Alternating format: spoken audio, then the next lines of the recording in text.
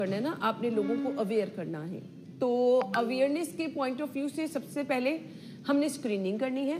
लोगों को पता होना चाहिए कि वो उनको HIV है। अगर पता ही नहीं होगा इलाज कैसे होगा, और अगर पता नहीं होगा तो आगे फैलता भी चला जाएगा। तो कंट्रोल करने के पॉइंट ऑफ व्यू से काम किस तरह से किया जा रहा है जी? सबसे पहले जी बहुत शुक्रिया सिटी 42 का, पंजाब गवर्नमेंट की तरफ से, प्रोग्राम की तरफ से भी हम इसको एक्नॉलेज करते हैं कि आज के दिन के मुनासबत से आपने हमें इनवाइट किया ताकि हम बता सकें लोगों को कि गवर्नमेंट किस लेवल पे काम कर रही है और क्या क्या सहूलियात जो हैं वो डिस्ट्रिक्ट लेवल के ऊपर एड्स से रिलेटेड या HIV से रिलेटेड वो हैं अवेलेबल हैं। सबसे पहले तो अवेयरनेस की जो आपने बात की कि हमें दो चीज़ों का फ़र्क जानना सबसे ज़्यादा ज़रूरी है कि एक HIV और एड्स। HIV जो स्टेज है वो कैरियर की स्टेज है, जो एड्स की स्टेज है, मैं एक लेमन की टर्म्स में बात करूंगा, टेक्निकली नहीं बयान करूंगा, वो स्टेज है डिजीज़ की स्टेज है, बीमारी की स्टेज है।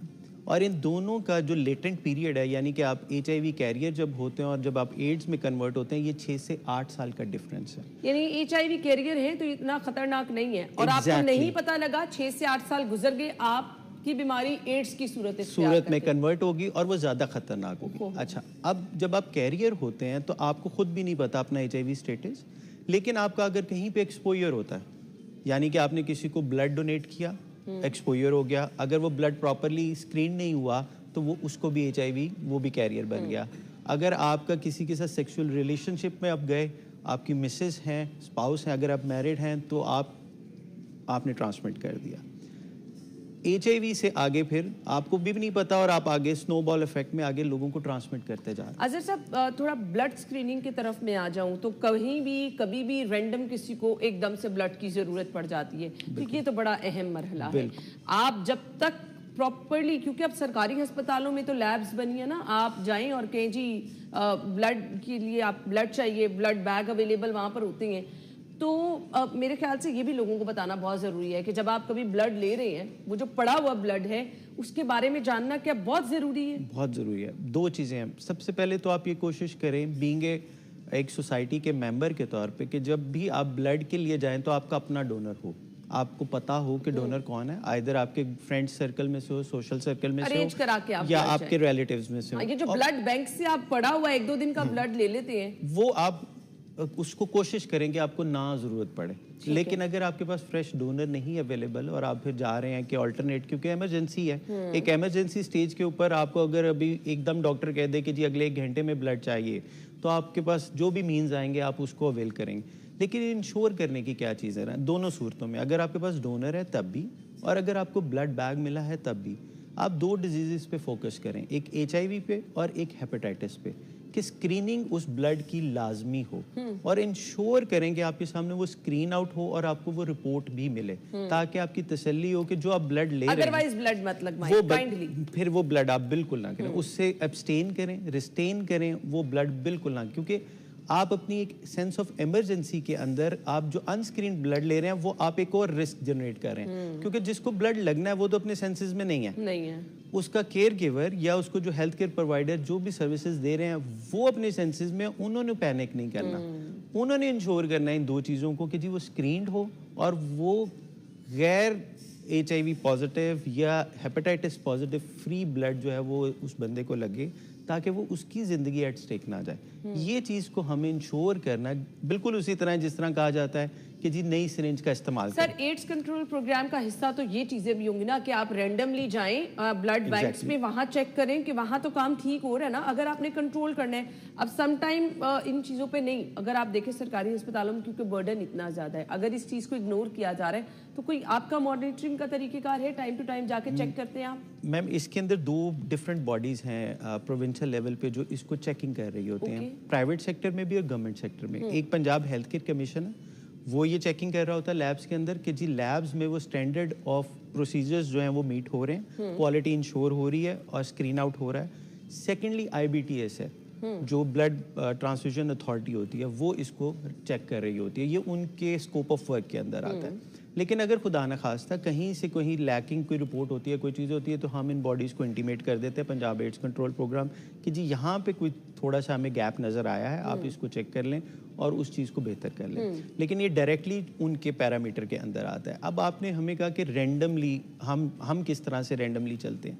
मैम सबसे पहले तो हम फोकस कर लेते हैं अपने हाई रिस्क पॉपुलेशंस के अंदर जहाँ पे HIV की प्रेवलेंस ज़्यादा है। हाई रिस्क पॉपुलेशन है जी, उसमें सबसे बड़ी जो हाई रिस्क पॉपुलेशन के अंदर नंबर है वो है people having injectable drug use, यानी कि वो लोग जो सिरिंज से नशा करते हैं। सबसे ज़्यादा HIV की प्रेवलेंस उन लोगों के अंदर है। क्यों? क्योंकि वो एक ग्रुप में बैठ के नशा करते हैं और सिरिंज आपस में शेयर करते हैं। और अगर एक बंदे को पॉजिटिव है वो HIV या हेपेटाइटिस, तो वो सबको पॉजिटिव करेगा। ये एक ऐसा बिहेवियर। जेलों में ये प्रैक्टिस बड़ी आम है। अब चले जाते हैं हम सेकेंडली, उसके बाद हैं ट्रांसजेंडर्स हैं या सेक्स वर्कर्स हैं या जो लॉन्ग डिस्टेंस ट्रैवलिंग पे जो आपके HTV ऑपरेटर्स होते हैं, ट्रकर्स जिन्हें हम कहते हैं, उनके अंदर ये प्रेवलेंस ज़्यादा है। अब जेल्स के अंदर हम चले जाते हैं, जो भी ड्रग एडिक्ट्स, जब भी लॉ इन्फोर्समेंट एजेंसीज एक्टिवेट होती हैं तो वो क्रैकडाउन करती हैं और इनको पकड़ के जेलों में लेके जाते हैं। और यही लोग वहाँ पे हमें जेलों में भी मिलते हैं, जो ड्रग यूजर्स होते हैं, ड्रग एडिक्ट्स होते हैं, वहाँ पे हमें उनकी फिर प्रेवलेंस मिलती है। अब हमने उसमें ये किया कि हमने जेल खाना जात के साथ मिलके हेल्थ डिपार्टमेंट ने कि जो लोग जेल में एंटर होंगे at the time of entry, उनको स्क्रीन आउट कर लिया जाता है, हेपेटाइटिस के लिए भी और HIV के लिए भी। अगर जो भी पॉजिटिव आई डिजीज़ वो उस प्रोग्राम को इंटीमेट होती है, प्रोग्राम जाके उनकी ट्रीटमेंट स्टार्ट कर देता है। तो ये तो जेल में हम 43 जेल्स हैं पंजाब की तमाम अजला के अंदर जहाँ पे हम इस मैकेनिज्म के थ्रू से काम कर रहे हैं, उनको स्क्रीन आउट भी करते हैं और टाइमली उनको मेडिसिन भी जेल के अंदर मिलती है। और जब वो वहाँ से रिलीज़ होते हैं तो हमें जेल का जो हेल्थ का अमला है वो इंटीमेट कर देता है कि जी ये पेशेंट रिलीज़ हो गया, फिर हम उसको अपने करीबी सेंटर के ऊपर ले आते हैं। पंजाब में इस वक्त जी गवर्नमेंट की तरफ से जो है 36 डिस्ट्रिक्ट्स के अंदर 46 सेंटर्स काम कर रहे हैं जो HIV की ट्रीटमेंट और स्क्रीनिंग डायग्नोस्टिक सर्विसेज। सबसे पहले तो स्क्रीनिंग होना, अगर हमने बचाव करना है ना तो जैसा कि हमने कहा कि लोगों को पता ही नहीं होता उन्हें HIV है और वो फिर आगे जाके एड्स की सूरत इख्तियार कर जाता है। स्क्रीनिंग क्या रैंडम की जाती है मुख्तलिफ इलाकों में जाके? बिल्कुल रैंडमली हाई रिस्क पॉपुलेशंस के अंदर भी जाके, क्योंकि आपको पता है ये कम्युनिटीज़ हैं, जिस तरह ड्रग एडिक्ट्स हैं, सेक्स वर्कर्स हैं, ट्रांसजेंडर्स हैं, इन तक आपको एक्सेस इतनी आसानी से नहीं मिलती। इनका नेटवर्क्स होते हैं, इनकी कम्युनिटीज़ होती हैं, उनके थ्रू से हम पेनिट्रेट करते हैं। हम क्या करते हैं, इनकी कम्युनिटीज़ में से लोगों को अपने साथ अटैच करते हैं, उनको ट्रेंड करते हैं, उनको हम आउटरीच वर्कर्स के तौर पे, पीयर एजुकेटर्स के तौर पर ट्रेन करते हैं। फिर वो वहाँ जाते हैं, उन कम्युनिटीज़ में उनको अवेयर करते हैं, फिर वहाँ पे जाके हम स्क्रीनिंग करते हैं। ये तो हाई रिस्क पॉपुलेशन के अंदर हो गया। अब जनरल पॉपुलेशन के अंदर भी हमने रैंडम चेक्स लगाए हुए हैं। मिसाल के तौर पे मैं आपको बताना चाहूँगा, जब एंटीनेटल केयर का एक फीमेल का पीरियड स्टार्ट होता है तो उस वक्त भी HIV और हेपेटाइटिस की स्क्रीनिंग करवाई जाती है, ताकि हमें फ़ौरन पता चल जाए कि एक अगर खुदा ना खास्ता वो पॉजिटिव हैं तो हम बच्चे को मुंतकिल होने में बचा लें। इसमें हमने तकरीबन 1200 से ज़्यादा केसेस ऐसे हैंडल किए हैं कि जहाँ पे माँ बाप दोनों पॉजिटिव हैं या दोनों में से कोई एक पॉजिटिव है, आइदर फादर आइदर मदर, और बच्चे जो हमने प्लान करके वो उनकी डिलीवरीज इंश्योर कराई हैं, बच्चे HIV नेगेटिव हैं। ग्रेट। तो हमने आगे ट्रांसमिट नहीं होने, जो आपने बात की कंट्रोल करने की, तो वो एक चेक लगाया, वहाँ से जो हमें केस आइडेंटिफिकेशन हुई, हमने उनकी ट्रीटमेंट की, वायरल लोड सप्रेस किया और वो आगे ट्रांसमिट नहीं हुआ। तो हमने 1200 बच्चे ऐसे बचा लिए जो कि प्रोबेबिलिटी एट स्टेक पे थे कि वो पॉजिटिव हो सकते थे, हमने उनको बचा लिया। इसी तरह हम इस इंटरवेंशन को आगे लेके जा रहे हैं कि हम अपने प्राइमरी फैसिलिटीज़ पे भी इस इंटरवेंशन को लेके जा रहे हैं, ताकि लोगों, क्योंकि HIV कैरियर में फीमेल्स को खुद भी नहीं पता होता, उनके स्पाउस को भी नहीं पता होता कि वो पॉजिटिव, क्योंकि सिम्टम्स ही नहीं आते। अगर आपका इम्यून सिस्टम जो कुव्वत मुदाफ़ियत है वो अगर स्ट्रॉन्ग है तो आपको सिम्टम्स नहीं आएंगे। HIV जब आप कैरियर होते हैं वो करता क्या है, जो वायरस आपकी बॉडी में जाके कुव्वत मुदाफ़ियत सिस्टम को खाना शुरू कर देता है, दीमक की तरह। CD4 सेल्स होते हैं जो कि जिनके ऊपर कुव्वत मुदाफ़ियत सिस्टम सस्टेन कर, उनको खाना शुरू कर देता है और आहिस्ता आहिस्ता आहिस्ता आहिस्ता आपका इम्यून सिस्टम कमज़ोर होता जाता है। फिर कोई भी वायरस या बैक्टीरिया आपको अटैक करता है और आपको कोई इलनेस हो जाती है। ठीक हो गया। तो ये बेसिकली उसका हम उस जगह पे उसको रोकते हैं कि हम उस वायरस को इंटैक्ट कर लें। वो उसकी बॉडी में फॉर एवर रहेगा। ट्रीटमेंट उसने फॉर लाइफ लेनी है, जस्ट लाइक हाइपरटेंसिव या डायबिटिक जिस तरह इंसुलिन लगाते हैं इस तरह। अब मुझे ये बता दीजिएगा, एड्स कंट्रोल प्रोग्राम जो है तो मरीज को फॉलोअप के लिए चेकअप भी किया जाता है और उसको मेडिसिन भी प्रोवाइड की जाती है, तमाम चीज़ें फ्री हैं? जी, मैं उसमें आपको बताता हूँ, स्क्रीनिंग से लेके डायग्नोस्टिक, स्क्रीनिंग कॉस्ट फ्री है, डायग्नोस्टिक में इनका PCR और CD4 टेस्ट होता है, वो फ्री ऑफ कॉस्ट है, जो कि मार्केट में 10 से 15 हज़ार की कॉस्ट है। उसके बाद इनकी मंथली मेडिसिन होती है जो कि $15 डॉलर्स में ये इंपोर्ट होती है, ये लोकली मैन्युफैक्चर नहीं होती मेडिसिन, और इसकी पाक रुपीज़ में कॉस्ट है तकरीबन 4,500 रुपये पर मंथ पर पेशेंट, वो भी फ्री ऑफ कॉस्ट है, और उसने लाइफ लॉन्ग खानी है। अब उसका जो आपने कहा फॉलोअप वो होता है मंथली बेसिस पे।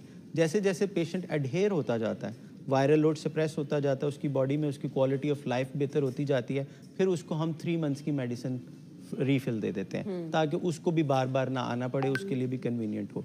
तो इस तरह से ये फॉलोअप चलता जाता है। हमारे पास इस वक्त जो हम फॉलोअप पे एक्टिवली जिन लोगों को मेडिसिन दे रहे हैं वो तकरीबन 30,000 के करीब पेशेंट्स हैं पूरे पंजाब के अंदर, जिनको हम ट्रीटमेंट दे रहे हैं, और उनका वायरल लोड सप्रेस है। बहुत बड़ी तादाद आपने बताई है, ये मुतासिरा लोग हैं जो मुतासिर और इनको दवाइयाँ दी जा रही हैं। जी, अब हमने इस तादाद को रोकना है, यहीं पे स्टॉप करना है। बिल्कुल। तो ऑब्वियसली आपका फिर एड्स कंट्रोल प्रोग्राम जो है वो इस पे भी काम कर रहा होगा, तो किस तरह से काम कर रहा है कि यहीं पे फुल स्टॉप लग जाए कम से कम? बिल्कुल मैम, उसमें सबसे पहले जो हम कोशिश कर रहे हैं डिफरेंट पॉपुलेशन के सेगमेंट्स में जाके, जैसे यूथ आपने बताया, यूनिवर्सिटीज़ में जाते हैं, अवेयर करते हैं उनको, वहाँ पे उनकी स्क्रीनिंग करते हैं, अवेयरनेस में उनको बताते हैं HIV फैलता कैसे, और कैसे जो मिथ्स हैं कि जी मिलने से, आपस में इकट्ठे बैठ के खाना खाने से, बात करने से या हाथ मिलाने से ये नहीं फैलता। मोड्स ऑफ ट्रांसमिशन पे बात होती है। सेकेंडली उनको अवेयर करते हैं कि आप अपना ईयरली बेस के ऊपर आप अपना HIV का स्टेटस जानें। वो कैसे जानेंगे? स्क्रीनिंग करवाएंगे। मैं वही पूछना चाह रही थी, एक सेहतमंद तंदुरुस्त बंदे को हर साल अपना टेस्ट कराना बिल्कुल कराना चाहिए, सिर्फ HIV नहीं, हेपेटाइटिस भी।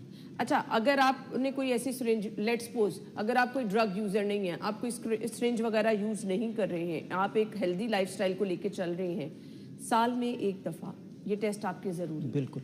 उसकी रीज़न देखें मैम, हम किसी न किसी स्टेज पे हमें कोई ना कोई इलनेस होती है, उस इलनेस के लिए हम ट्रीटमेंट करवा रहे होते हैं, और हमारा एक हैबिट है हमारी नेशन के अंदर, और WHO की स्टडी भी है कि हम ओरल मेडिसिन पे कम फोकस करते हैं, इंजेक्टेबल पे ज़्यादा जाते हैं कि जी हमें इंजेक्शन लगा दें, हम 1 या 2 इंजेक्शन में ठीक हो जाए, हमें 5 दिन दवाई ना खानी पड़े। ये जो हैबिट है ये भी एक रिस्क जनरेट करती है। अगर वो सिरिंज रीयूज है जो कि पहले किसी और को लगी और वो HIV पॉजिटिव था, तो आपको भी खतरा हो सकता है, आपको नहीं पता चलेगा। इसलिए आपका ईयरली बेसिस पे अपना HIV की स्क्रीनिंग, हेपेटाइटिस B और C, इन दोनों का भी करवाना जरूरी है। हमें ना थोड़ी सी इस तरफ भी आना है, उन लोगों को भी कटहरे में लेकर आना है, कोई ऐसा कानून भी लेकर आना है जो ये काम करे ना। देखें, आप अगर किसी क्लिनिक में बैठ के इस्तेमाल शुदा सिरिंज लगा रहे हैं, आपकी एक सिरिंज कितने की आ जाती है? आपकी इतनी सी गफलत की वजह से अगर ये मर्ज इतने लोगों में फैल रहा है, तो कम से कम उस जड़ को तो पकड़े, उसको तो कानून के कटहरे में लेकर, कोई लॉ है इसके लिए? बिल्कुल, इसके लिए मैम, इसके लिए जो हेल्थ केयर कमीशन के थ्रू से गवर्नमेंट ऑफ पंजाब ने लॉ बनाया, बाकायदा उसमें सज़ा तजवीज़ हुई और फाइन भी है। लेकिन ये ज़्यादा लोग कौन हैं जो ये काम करते हैं, जो कि जाली डॉक्टर्स बने हुए हैं, अताई जिन्हें हम कहते हैं, क्वैक्स जिन्हें हम कहते हैं, ये वो लोग हैं कि वो एक डॉक्टर का क्लिनिक बना लेते हैं, उनकी वो रजिस्ट्रेशन लगा लेते हैं, लेकिन डिस्पेंसर वहाँ पे डॉक्टर बन के बैठा होता है। ऐसे ही तो वो उनके खिलाफ सज़ा भी मुतय्यन हो चुकी है, जो कि 6 माह से 1 साल तक है, और जुर्माना भी है बारी, और क्लिनिक को सील भी कर दिया जाता है। को सील भी किया जाएगा। लिहाजा इस तरह के लोगों से महफूज रहे, साल में एक दफ़ा अपना HIV का, एड्स का टेस्ट कराते रहे, हेपेटाइटिस का टेस्ट कराते रहे। बाकी आपने मोहतात रहना है। जब कभी भी आप किसी डॉक्टर पे जाएं या खुदा ना खास्ता आपको ज़रूरत महसूस हुई है ब्लड लगवाने की, तो आप ये कुछ चीज़ें हैं ना जो हमारे अपने हाथ में हैं, जिसको हम प्रॉपर अच्छे तरीके से मॉनिटर करके फिर इलाज करा सकते हैं, तो आप इन तमाम चीज़ों से महफूज रहेंगे। थैंक यू सो मच जी, आपके टाइम का बहुत बहुत शुक्रिया। हम ब्रेक के बाद आपको ज्वाइन करते हैं। Stay with us.